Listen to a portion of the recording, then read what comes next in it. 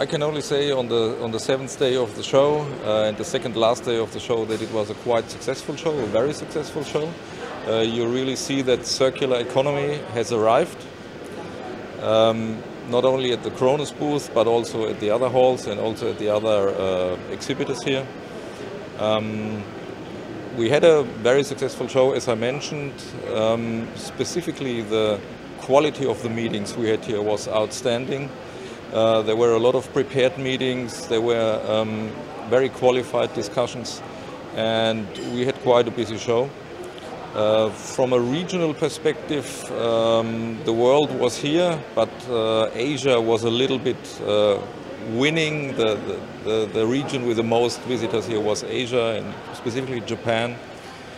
So again, looking back for the whole Krones Group, for our portfolio, specifically for PET recycling, but also for the rest which we're exhibiting here, like bottle design, the compact glass and so on, it was a good show.